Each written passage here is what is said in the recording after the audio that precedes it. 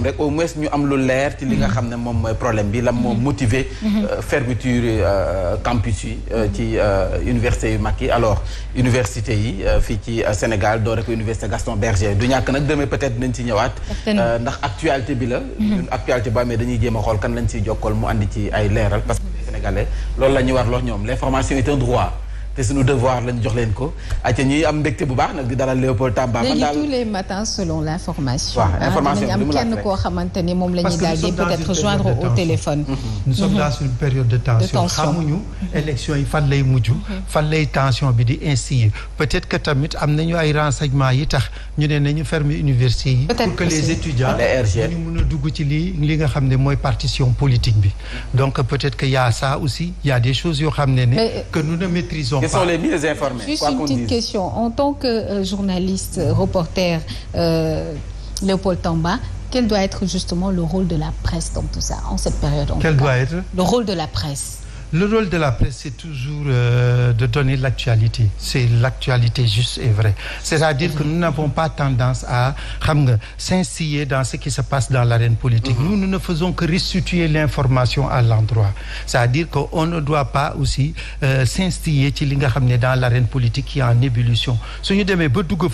On va participer maintenant à la dégradation même de notre démocratie. C'est-à-dire yoko violence bi ak yoy. Nous, notre rôle, c'est tout juste de donner l'information sans pour autant que ñuy dugg ci li nga xam ne c'est l'arène politique. Parce que c'est nous qui pouvons juste donner les informations. Parce que quand on est dans une période boo xam ne où presque la presse maintenant c'est devenu le domaine de la manipulation. Malheureusement. moo tax ma poser la question bi. Ce qui fait que nous yenn saa yi même quand on donne de bonnes informations. Quelquefois les politiques à travers des manipulations. dañuy ñëw këpp information dañ koy jeex. loolu mooy problème bi.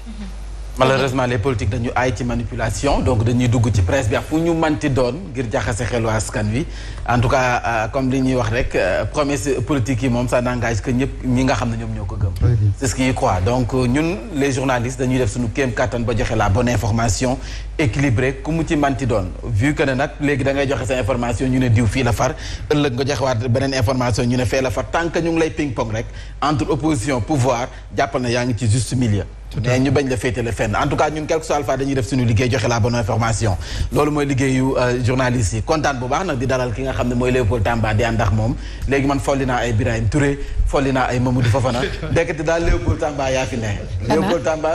wuyu na turu Léopold Sédar Senghor xam nga moom lañ ko tuddee dëggantaan nag Léopold Sédar Senghor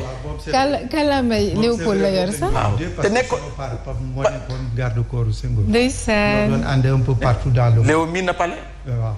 Léo miin na pale moom fa la juddoo pale très bien non ndekk de Léopold du jaaxaat ay Birahim nekk fi naan man ay Allemagne Angleterre moom du foofa dëkk na ay États-Unis wisi yooyu noonu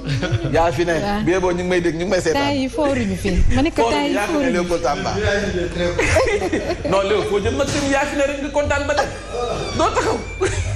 pare gu ma dem gi ne tiitu tamit pare gu ma d'accord yow dañ fi nekk ba commenter journal commenter wolof. waaw ba pare mënagul programme bi.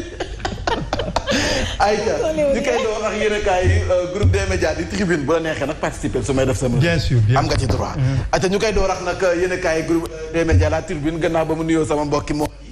nee nañ patate bu chaude nag mooy xaar ñi nga xam ne mooy suñu futur député yi. dafa mel ni kon suñu député yi nga xam ne ñoo war a dem bokk ci 14e législature bi xamuñu li leen di xaar sa assemblée nationale. liggéey bu bari mu ngi fa nekk ay dossiers yu bari Bougane Gueye Dany nag jël na dossiers yi teglee ko nee na moom 10 commandements la woote. moom nag bokk na ci nee nañu bu fekkee nag assemblée nationale bi bu ñu demee ba opposition bi am fa doole bi boo ñu xam ne président Macky Sall mënatul opposé wu ci amnistie jëm ci Karim Meïssa Wade ak Khalifa Sall. loolu mënatu ko bañ. benn ñaar loi parité bi bu fekkee ñoom ci boppam ñoo fa am majorité dañu koy dëggal ñoom bu fekkee nguur gi moo fa am majorité kon day dëggal loi parité bi nga xam ne. wala sax loi parité bi dañ koy salfaañi. day am cohabitation. cohabitation bu amee. te day am. cohabitation boobu bu amee ça veut dire que assemblée nationale parti bi nekk majoritaire. su ñu demee ba nga xam ne ci élection yi opposition bi moo jël pouvoir bi à l'Assemblée nationale donc cohabitation mooy yoon dañuy dëkkandoo. dañuy dëkkandoo dañuy déggoo ci ay kàddu. loolu lay wax parce que dafa am opposition buy opposé ak le parti au pouvoir bi nga xam ne moom cëslaayam daf ko bëgg a imposer ñii di opposition bi donc ce qui veut dire ne que moo tax ñii ne yenn saay dina am cohabitation mais cohabitation mun na jur jéeya boobu nag la ñuy bañ cohabitation dëkkandoo daal jàmm ci gën cohabitation mooy dëkkandoo très bien dëkkandoo jàmm politique yi dinañ am hauteur boobu c'est ça le problème suñu politiciens yi waaw ak campagne bi ñu gis saagante bi xasante bi parce que bu ñu demee assemblée nationale duñ ko soppi arène nationale wax jàng soo xoolee assemblée sax texture bi da ngay xool nuñ ko tabaxee dafa mel ni arène la arène ëffal nañ leen bu yàgg dafa mel ni arène nee nañ bu fekkee nag cohabitation bi am na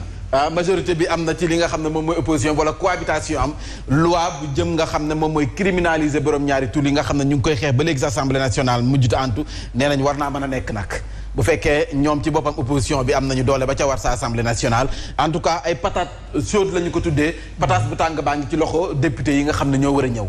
ñoo xatraayu ne dañu bëgg a dem assemblée nationale askan wi bu ñu leen waxee dem leen fexe leen ba boo leen demee bàyyi leen xel ci ponk yi yéen kaay groupe des médias si la dikk yéen kaay bi tam ñëw na ci Amadou Hott ma nga xam ne responsable APR la ca Kër Massar moom présenté na seen programme et puis loolu la ñuy xaar ci mboolem liste bu nga xam ne moo bëgg a dem assemblée nationale nga wax ñu sa programme boo demee assemblée nationale lan nga fay def lan ngay jarañ askan wi ndax député du peuple ngay nekk wala député sa parti en tout cas loolu daal yéen kaay bi lu dul tàccoo ka xeexatu xuloo ak xasante boo fi waxee ma génn jaas yi samay marakis di naaw parce que am na ci législature bu mujj bi 13e bi gis nañ fi bu ne ay ñoo xam ne ay mbirum phobie dinañ passeport diplomatique yeex ay xeex yi nga xam ne dañuy dem ba bàyyi fa sa benn marakis am na fa ñi di seetaan seen portable. moom am na ñoo xam ne dañuy def seen programme mais duñu wàccoo ak seen programme. duñ ko respecté. c'est-à-dire que duñ ko respecté c'est que noonu la rek yenn saay suñu politique dafa mel ni ay ndaxe mbaay la. dañuy wax pour wax rek mën nañ la sax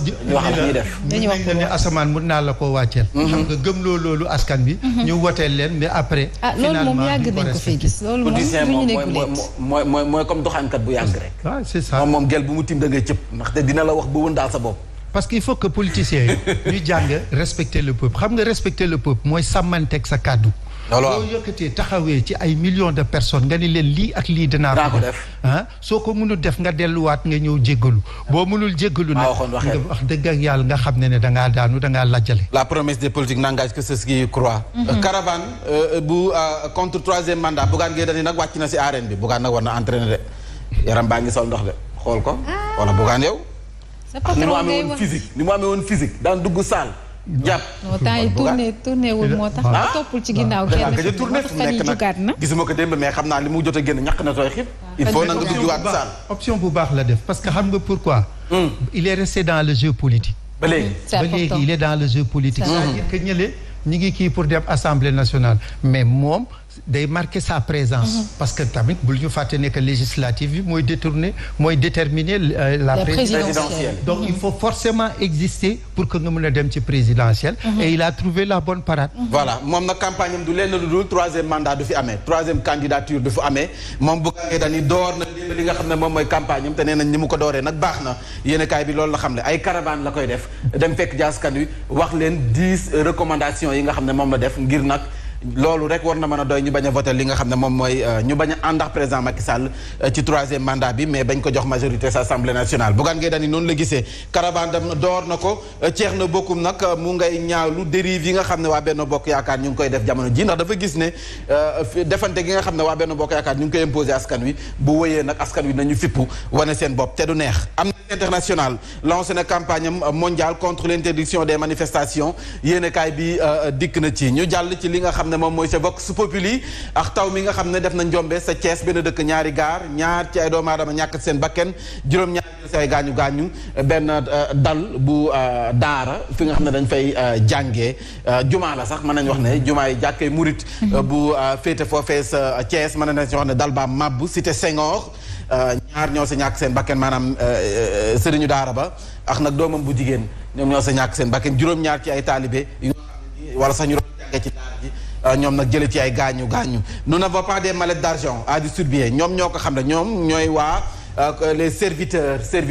Pape Djibril Fall def naa ñoom la ñoom ci boppam nee nañu amuñu xaalis bu nga xam ne dañu koy distribuer maanaam nekk guichet automatique ci campagne bi parce que nag nemmeeku nañ ko fi Sénégal moom campagne bi jotee xaalis bi dafay circuler sauf ren ren moom gisuñu xaalis bi circulé waaye nag nee nañu am nañu ay idées yu nga xam ne mën nañ ko jox askan wi ci seen programme loolu la ñuy xaar Pape Diop nee na moom Sénat moom wax fa dëgg neex yàlla dafa war a ñëwaat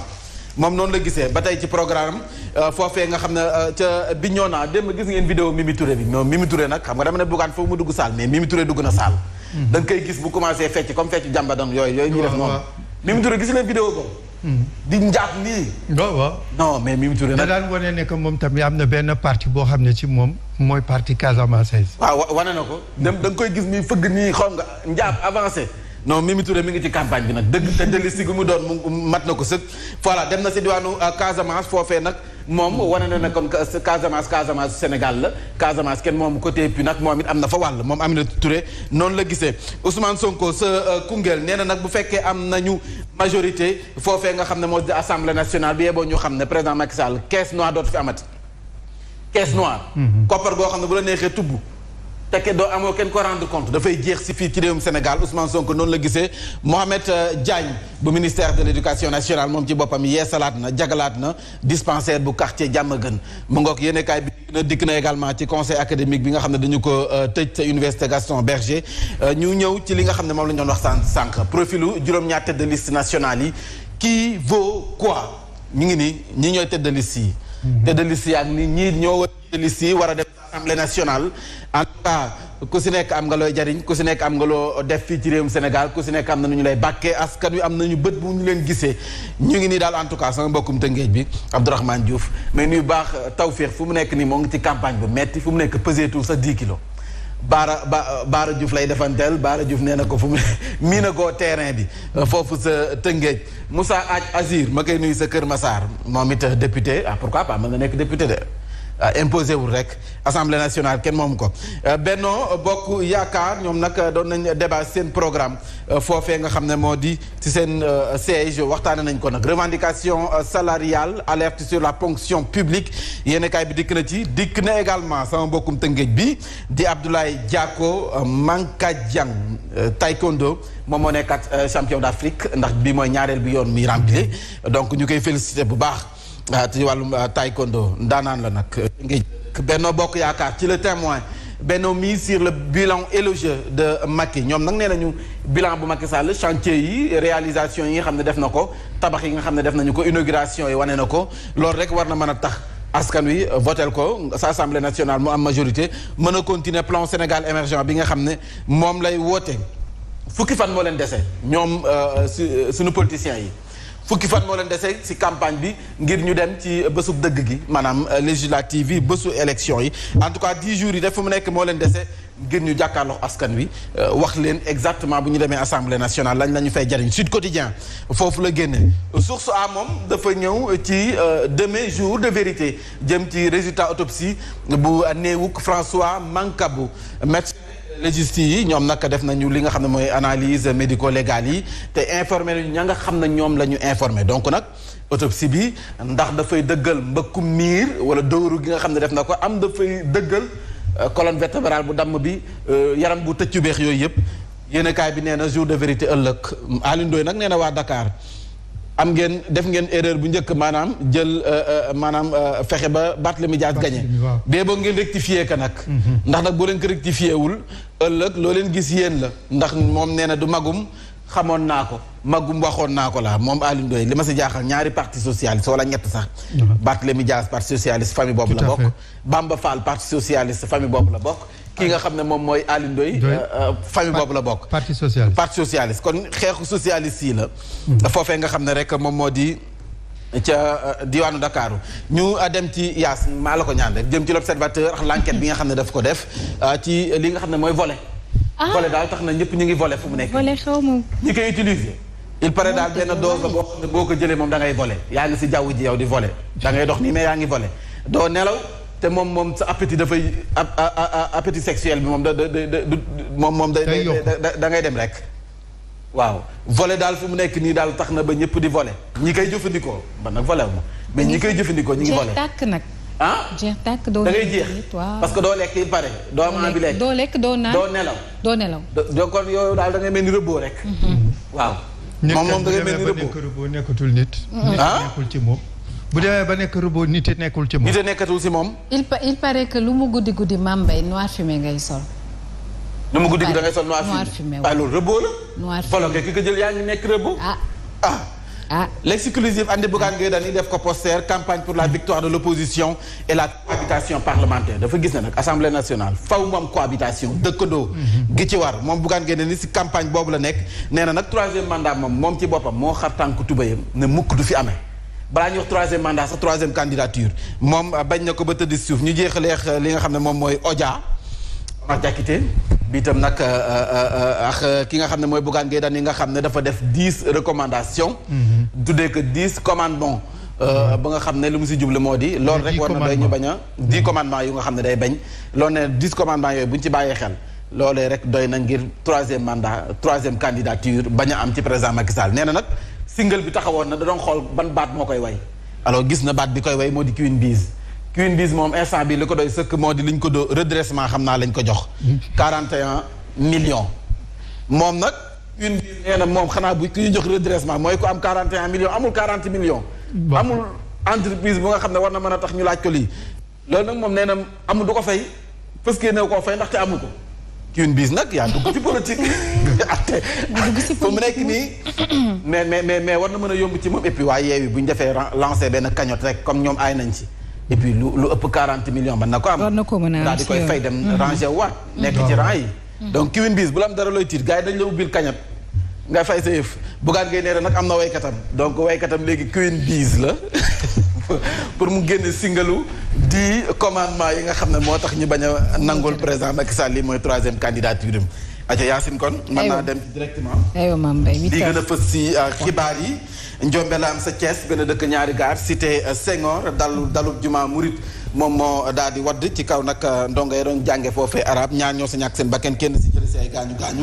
loolee nag mi ngi am ci ab daara bu nga xam ne nii mënees nañu wax ne jamono joojee ndongo yi ñu ngi doon jàng si teewaayu ko seen sëriñ ba sa université Gaston Berger bu Saint-Louis at étudiants yi nag jamono ji takk nañu jóg dajale lu ñu seen i bagage tàmbalee ñibbi seen i kër lépp nag bawoo ci dogal ba nga xam ne dafa directeur bu CROUS moom moo ko jël jëm rek tëj li nga xam ne moom mooy daara ja membre yu coordination des étudiants ñoom ci boppam amal nañu ni ki démb ak janox taskatu xibaar yi rawatina jàngalekat yi ci wàllu politique Mbàkke moom coalition Yewwi Askan Wi tasar la def la ko waral moo di leader yi ci boppam ak mouvement yi nga xam ne ñoo si tënk woon ñu ngay sàkku ñu boycotté liste départementale ba ani li ko waral